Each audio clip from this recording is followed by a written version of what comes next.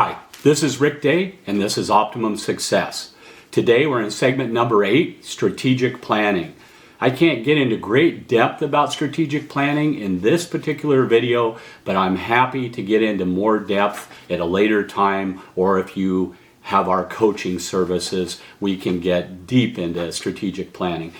Strategic planning is just about getting your goals down on paper with the action steps required. Sometimes it's capital projects, sometimes it's a marketing plan. Oftentimes, if you're running a small, mid-sized business, you're going to have multiple plans running at the same time. Let's take manufacturing, for instance. I love manufacturing. You've got all different kinds of industries. You've got service industry, you've got manufacturing and other things. Manufacturing, I think, is a great place to go, but it takes more to tool up. So your initial plan, even to get going, you're going to have a lot of strategic planning. What land are you going to occupy? Are there zoning concerns? Do you have to build out, or is the existing facility going to work? Rarely does it work the way it is. So that could be one part of your strategic planning. Your marketing plan, how do you reach out to customers, who those customers are going to be, and how are you going to do that? Are you going to do, television advertising, radio advertising, billboard advertising? Are you going to do word of mouth? Are you going to put flyers out? I suggest trade associations. I think that's one of the best ways to reach your people. So what is that marketing plan? What is the plan to get the facility up and going? What's your plan with your hiring process? What's your plan for capitalizing in assets? How do you bring the assets in at what point in time? What's the return on investment on those assets?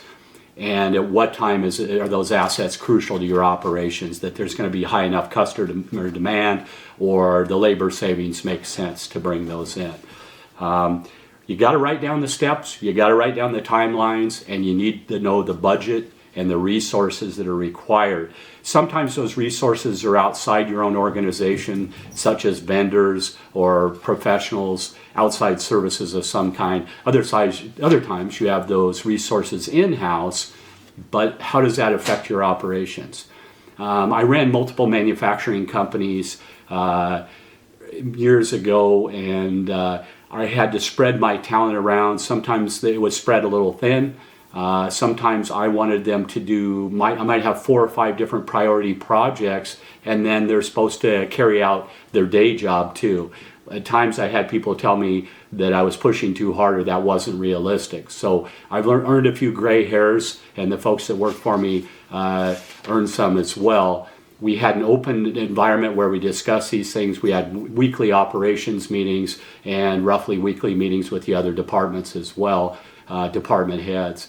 We also brought in at one time a gentleman who we called him our company shrink jokingly, but he went around and he listened to people's concerns and got those back. Because sometimes people won't speak up in a meeting. Sometimes people won't tell you what's on their mind. It has to be brought forward from them in whatever environment is necessary. Having everybody's buy-in on your strategic planning, or the aspects of your strategic planning, is absolutely critical.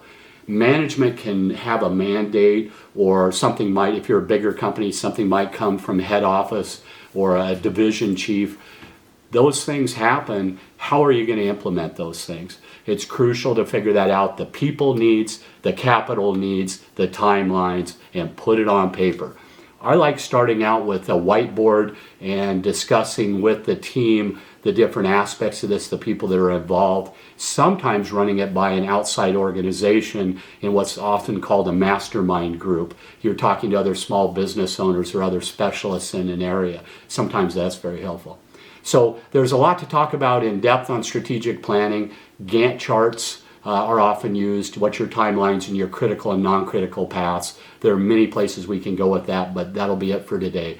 Thank you for joining us. This is Rick Day with Optimum Success.